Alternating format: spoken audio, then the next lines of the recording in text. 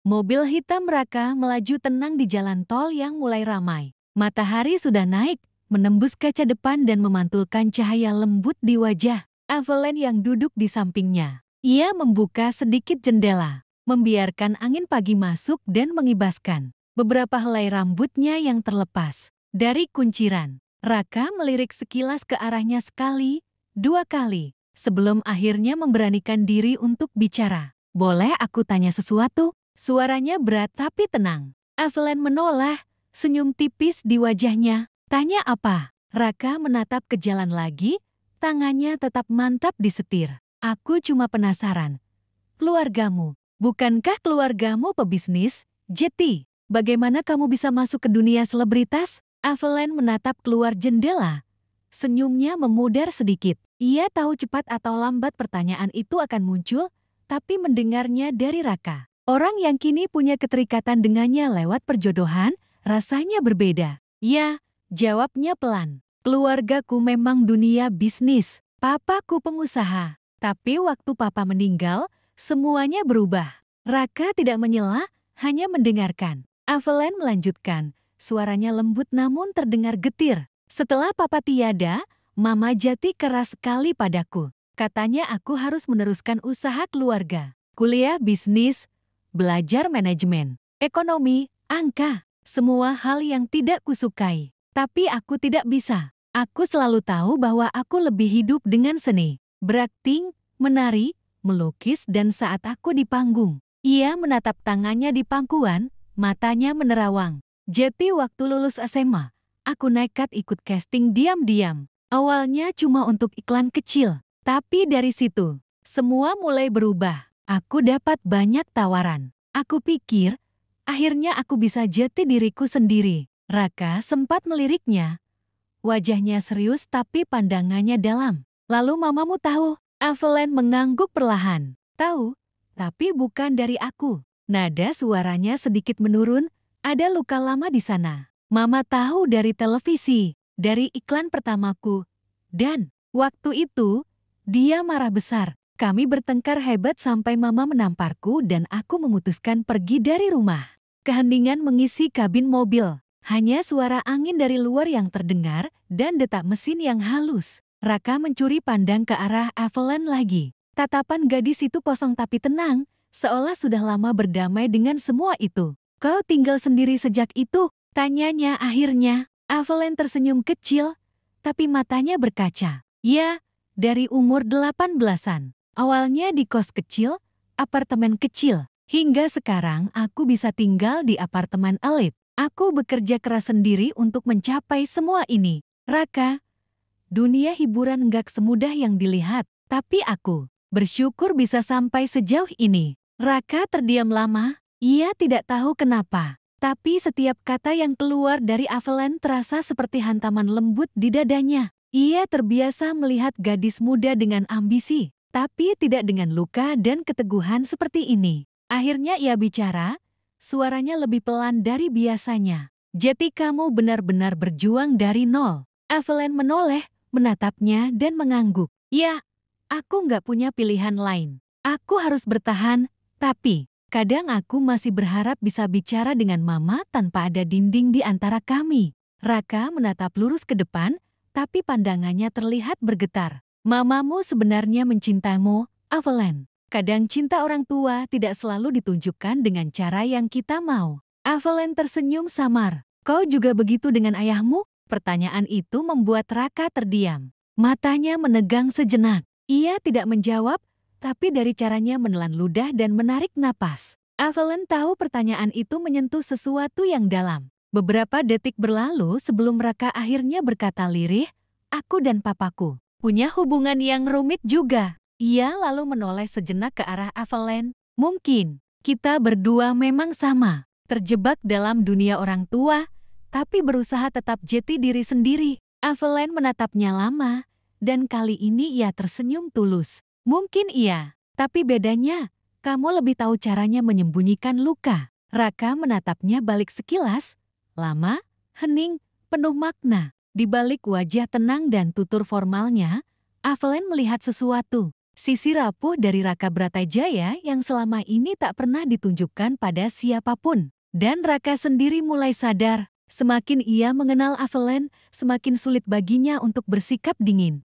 Mobil hitam berhenti perlahan di depan studio produksi di Jakarta Selatan. Lokasinya ramai, beberapa kru tampak sibuk menata alat. Makeup artis mondar-mandir membawa perlengkapan. Dan lampu sorot besar sudah diarahkan ke set. Avalon membuka seat belt-nya dan menatap Raka. Terima kasih sudah mengantar. Aku sungguh merepotkanmu. Raka menatap lurus ke depan, lalu meliriknya sekilas. Tidak masalah, pastikan kau makan siang nanti. Aku tahu jadwal syuting tak mengenal waktu. Avalon tersenyum kecil, matanya hangat. Baiklah, aku tahu. Dan terima kasih untuk semuanya. Ia menunduk sopan, lalu turun dari mobil. Begitu keluar, beberapa kru langsung menyapanya. Dan ia segera berubah dari sosok lembut dan tenang menjadi profesional yang berwibawa. Senyum ramah, postur tegak, nada bicara penuh percaya diri. Dalam sekejap, Avalon Marvin si artis terkenal kembali ke panggungnya.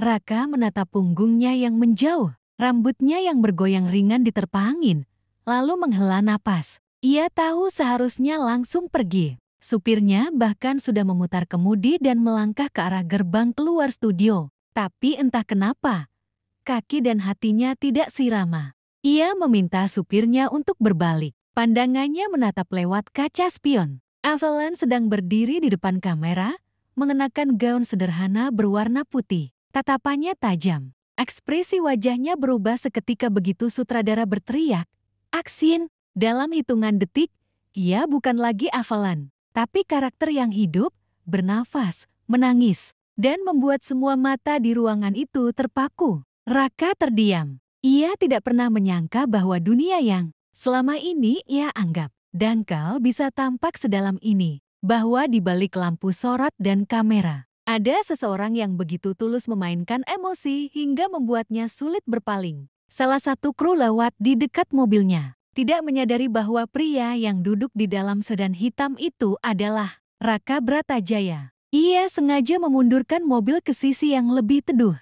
sedikit tersembunyi di balik pohon besar. Dari sana, ia bisa melihat Avalon tanpa terlihat. Adegan berganti. Avalon kini berdiri di bawah hujan buatan. Tubuhnya basah, tapi ia tetap profesional. Suaranya tegas, penuh emosi, dan bahkan dari jarak sejauh itu, Raka bisa merasakan getarannya. "Cut, bagus sekali, Avalon." Suara sutradara terdengar lantang. Sekali lagi, tapi tahan ekspresinya di detik terakhir, ya?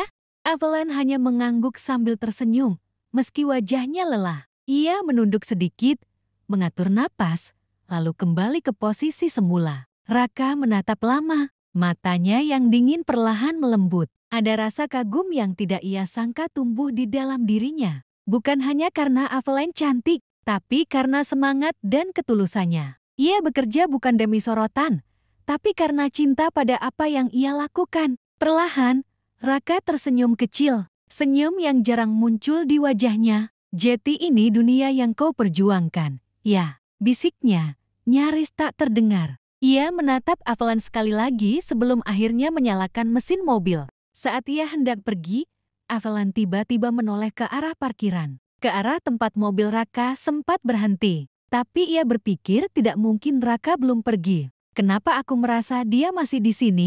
pikirnya pelan. Namun ketika ia menatap lebih lama, mobil Raka memang sudah tidak ada. Mungkin itu hanya imajinasinya saja. Dan entah kenapa, senyumnya muncul tanpa sadar.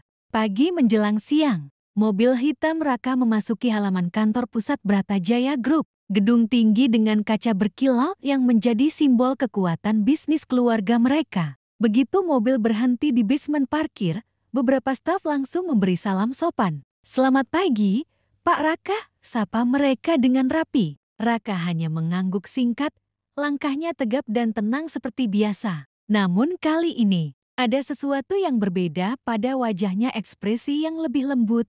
Dan, ya, senyum kecil yang sesekali muncul tanpa ia sadari. Ia berjalan melewati lobi utama, menyalami beberapa direktur yang sedang menunggu rapat, lalu menuju lift pribadi. Senyum itu masih bertahan. Entah kenapa, Dunia pagi ini terasa lebih terang dari biasanya. Begitu pintu lift terbuka di lantai 20, asistennya, Nino, langsung berdiri dari meja dengan tablet di tangan. "Selamat pagi, Pak Raka," sapanya sopan seperti biasa. Namun kemudian Nino terpaku. Alisnya sedikit terangkat. "Pak, Anda kelihatan berbeda hari ini." Raka menatapnya datar. "Berbeda bagaimana?" Nino berdeham kecil, berusaha menahan senyum. "Entahlah, Pak, tapi sepertinya Anda sedang dalam mood yang sangat baik. Biasanya kalau mau meeting pagi, Anda tidak secerah ini."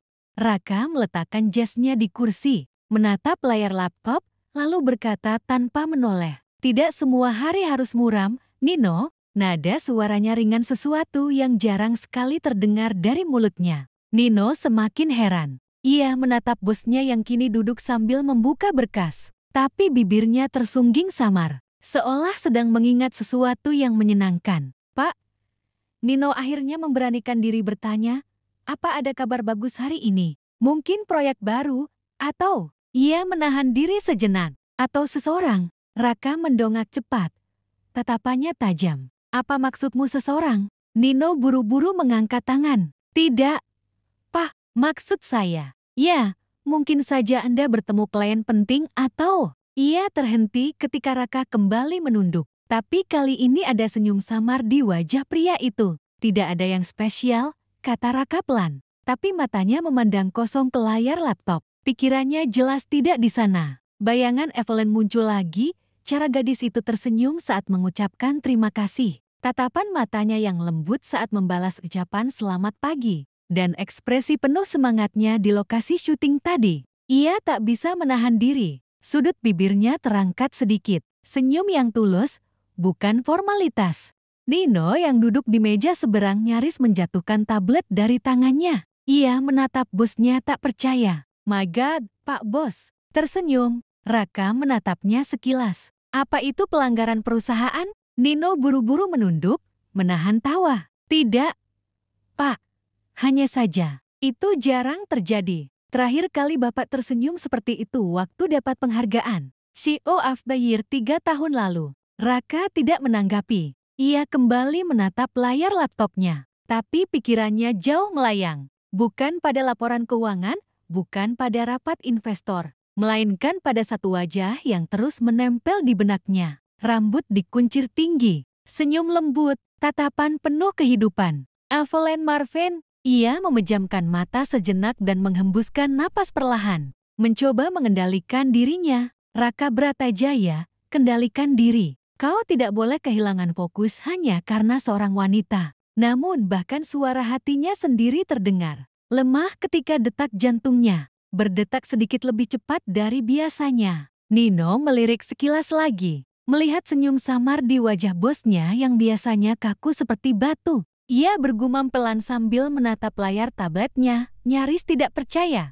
"Wah, sepertinya ada yang berhasil mencairkan es di hati Pak Raka."